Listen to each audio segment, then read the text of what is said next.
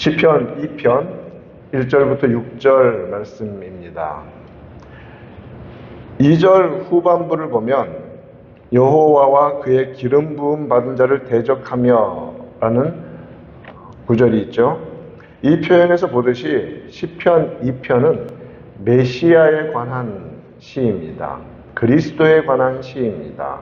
기름 부음 받은 자라는 의미이죠.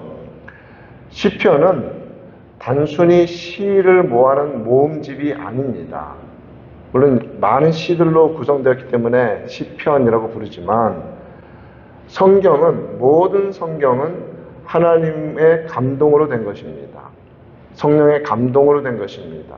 그래서 시편을 읽을 때 터치가 많이 됩니다. 왜냐하면 그 시의 형식을 빌어서 간절한 상황 속에서 많은 시편들이 기록되었기 때문입니다. 그런데 더 중요한 것은 하나님의 말씀이라는 사실에 입각하여서 시편을 접해야 합니다.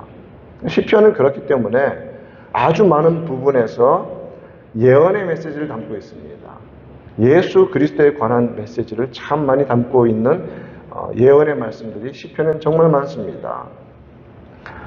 헬라어 그리스도라는 단어가 우리가 잘 알다시피 히브리어의 메사이아 아닙니까? 같은 단어입니다. 기름 부음 받은 자라는 의미입니다.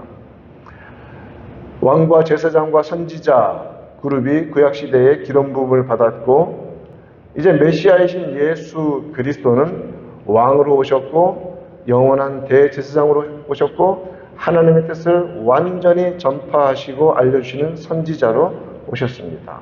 예수 그리스도께서 기름 부음 받은 자이십니다. 1절과 2절 말씀을 보면 세상 나라와 권력자들이 영원한 왕이신 그리스도를 대적하며 그의 통치를 거부할 것이다 라고 예언하고 있습니다. 이방 나라들이 분노합니다. 민족들이 헛된 일을 꾸밉니다. 세상 군왕들이 앞서서 자신의 이름을 드러내고 관원들이 서로 꾀합니다. 모의합니다. 목적은 하나입니다. 메시아를 죽이기 위해서, 대적하기 위해서입니다. 시편 2편에는 표제가 시편에는 없습니다. 여러분 표제가 보면 3편에 가서 보면 다윗이 그의 아들 압살롬을 피할 때에 지은 시라는 표제 제목이 있죠. 표제도 원문에 포함된 내용입니다. 그런데 시편 2편은 표제가 특별히 없지만 사도행전 2장 25절에 가서 보면 시편 2편을 인용하면서 다윗의 시인 것을 말씀합니다. 4편에서 4장입니다. 베드로가 공회에서 한 설교입니다. 죄송합니다. 사도행전 4장에서 25절, 26절, 27절에서 이렇게 말합니다. 베드로가 설교할 때 다윗의 입을 통하여 라고 표현합니다. 누구의 시라는 것입니까? 다윗의 시라는 말씀이죠. 다윗의 입을 통하여 성령으로 말씀하시기를 하나님의 감동으로, 성령의 감동으로 기록하셨습니다. 어찌하여 열방이 분노하며 족속들이 허사를 경영하였는고 세상의 군왕들이 나서며 관리들이 함께 모여 주와 그의 그리스도를 대적하도다. 신약 성경은 좀 더 우리가 이해하기 쉬운 더 가까운 표현을 이렇게 인용을 해주고 있습니다. 같은 내용입니다. 시편 2편을 인용하고 있습니다. 그러면서 이 사건이 무엇을 의미하는지에 대해서 사도행전 4장 27절은 이렇게 말합니다. 과연 헤롯과 본디오 빌라도는 이방인과 이스라엘 백성과 합세하여 하나님께서 기름 부으신 거룩한 종 예수를 거슬렀다라고 말합니다. 시편 2편의 이 말씀이 정확하게 예수 그리스도의 십자가에 이르시는 고난 그리고 그 속에서 있었던 무수한 인간들의 대적과 거짓된 모의 이러한 것을 직접적으로 예언해 주신 말씀이라는 것입니다. 공회 산헤드린이죠. 그래서 산헤드린은 사탄의 게임에 빠진 가룟 유다와 협력합니다. 예수님을 체포합니다. 종교재판을 열었습니다. 로마는 당시에 정복한 식민지에 종교의 자유를 허락해 주었습니다. 어느 정도 종교의 질서, 행정적인 질서도 어느 정도는 부여해 주었습니다. 이유 혹은 그들이 요구하는 조건은 딱 한 가지입니다. 로마에 절대적으로 충성할 때라는 조건을 충족시키면 어떤 종교라도 허락해 주었습니다. 그러니 로마 정부에 협력하면서 이 공회는 사내들이는 종교적인 권력과 그리고 그 속에서 질서를 유지하는 기능을 감당하고 있었던 것이죠. 사내들인 공회는 율법의 최고 전문가들이 모인 그 사내들이는 자신을 하나님의 아들이라고 말하는 예수님에게 신성모독의 죄를 언도했습니다.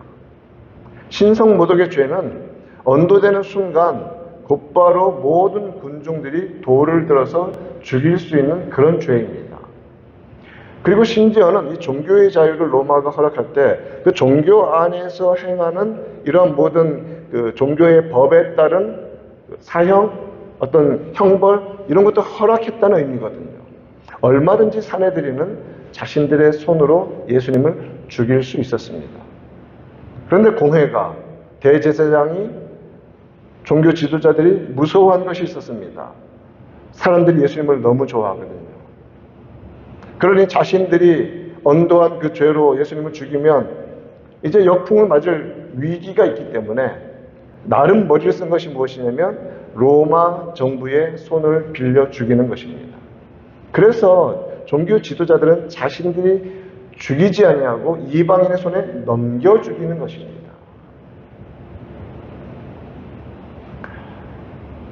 빌라도에게 넘겼습니다. 로마 법정으로 가면서 하나님의 아들이라고 말한 자기들이 최고의 죄라고 말했던 그거는 슬그머니 감추면서 무엇을 부각시키냐면 이 자가 자신이 왕이라고 말한다. 유대인의 왕이라고 말한다. 오늘 6절에서도 내가 나의 왕을 거룩한 산 시온에 세웠다 하시리로다. 예수님은 왕으로 오셨습니다. 그런데 그들이 로마 총독인 빌라도에게 수하는, 이 고소하는, 고발하는 의미로서의 그 정도의 왕이 아니신 것이죠. 온 우주 만물을 통치하는 영원한 왕으로 오셨습니다. 자, 그러면서 로마 정부에 빌라도에게 넘기면서 예수님의 가장 큰 죄목은 무엇이 되냐면 반역죄가 됩니다. 반란죄가 됩니다. 황제에게 대항하는 반란을 도모한 죄가 된 것입니다. 그래야 십자가에 죽일 수 있습니다.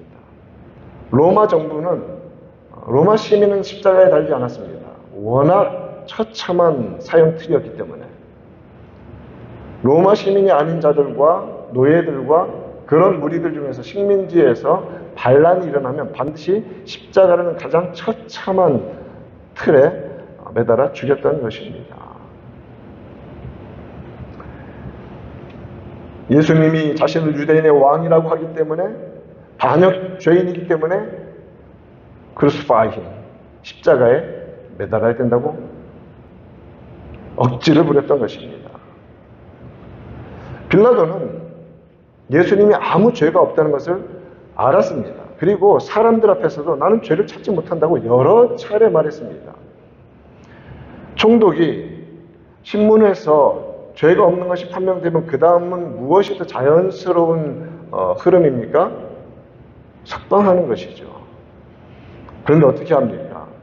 종교 지도자들이 예수님을 시기하여 그를 죽이기 위한 방편으로서 억지로 끌고 와서 로마 정부의 힘을 빌려서 죽이려 하는 것을 그는 알았죠.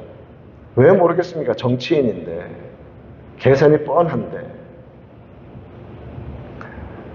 그러면서 아무 죄도 찾지 못했다고 말을 하면서 똑같은 입으로 그 무죄한 죄 없는 분에게 가장 처참한 사형을 언도하는 것입니다.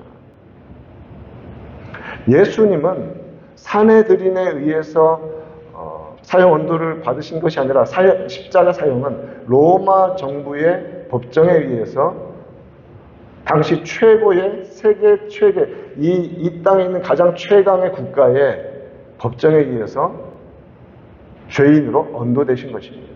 의미가 있는 겁니다. 죄가 없는 분이 세상의 가장 큰 권력에 의해서 죄인으로 여겨짐을 받은 것입니다. 왜요?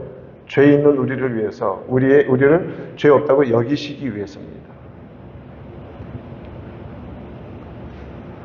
빌라도는 예수님께 내가 유대인의 왕이냐라고 신문합니다. 요한복음 18장에서 보면 36절에 예수님은 이렇게 말씀하십니다. 내 나라는 이 세상에 속한 것이 아니니라. 이 세상에 있는 모든 권력자들과 왕들과 나라들과 이런 모든 이 땅에 있는 기관들은 왜 싸웁니까? 이 땅에서 최고가 되고 싶어서 그렇습니다. 근데 예수님은 이상한 말씀을 하시거든요. 내 나라는 이 땅에 속한 것이 아니다. 그러자 빌라도가 말합니다. 네가 왕이냐? 예수님께서 말씀하십니다. 너의 말과 같이 내가 왕이니라. 내가 이를 위하여 태어났으며 이를 위하여 세상에 왔나니 곧 진리에 대하여 증언함이로라. 이렇게 말씀하십니다. 오늘 6절 말씀에서 하나님께서 내가 나의 왕을, 성부 하나님께서 성자 하나님을 왕으로 세우셨음을 분명히 선언하고 계십니다. 어디에서? 거룩한 산 시온에. 시온이라 하면 예루살렘을 의미하고 그것은 예배를 상징합니다. 하나님을 온전히 섬기는 자들은 하나님의 백성이 되고 하나님의 백성을 다스리는 왕으로서 예수님이 오신 것입니다. 이 진리의 왕이라는 말을 하는 요한복음을 비춰본다면, 그렇다면 어떤 자들이 예수님을 왕으로 섬깁니까? 하나님을 예배하는 자, 하나님을 아버지로 모신 자들, 하나님을 왕으로 모신 자들, 하나님이 보내신 왕이신 예수 그리스도를 영접한 자들, 그 사람들은 어떤 사람들입니까? 진리의 사람들입니다. 그래서 말씀을 따릅니다. 오직 진리에 속한 자만이 내 음성을 듣는다라고 말씀하십니다. 예수님은 말씀하셨죠. 나는 선한 목자다라고 말씀하시면서 내 양은 내 음성을 듣는다라고 말씀하십니다. 예수님의 음성, 예수님의 말씀은 진리입니다. 그래서 우리 성도들은 진리이신 말씀을 순종하기 위해서 애쓰며 살아갑니다. 왜요?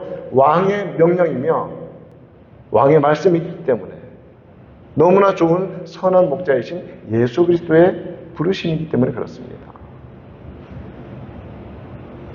예수님은 새로운 이스라엘, 즉 그를 영접하여 하나님의 자녀가 되고 아브라함의 영적 자손이 된 진리의 백성들을 통치하시는 왕이십니다. 그러므로 예수를 안 믿는 자들은 예수님을 왕으로 모시지 않습니다. 그렇기 때문에 예수님의 말씀을 안 듣습니다. 그렇기 때문에 영벌이 기다리고 있는 겁니다.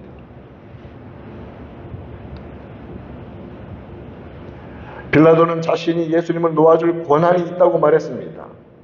그러자 예수님께서 모든 권세는 위로부터 주셨기 때문에 받은 것이다. 그런데 빌라도는 내가 너를 놓을 권한이 있다라고 말을 하면서 정작 백성들은 두려워하여서 죄 없는 분에게 죄를 언도하는 이상한 모순에 빠진 자가 되고 맙니다. 이런 거짓이 어디 있습니까? 세상은 그렇습니다. 그것이 바로 오늘 말씀하신 이방 나라와 군왕들과 관원들이 꾀하며 모의하며 거짓으로 대제사장을 필두로 하는 종교 지도자들과 빌라도와 당시 분봉왕이었던 헤롯과 다 야합하고 모의하여서 딱 한 가지 목적, 기름 부음 받은 자를 대적하고 죽이기 위한 일을 한 것입니다.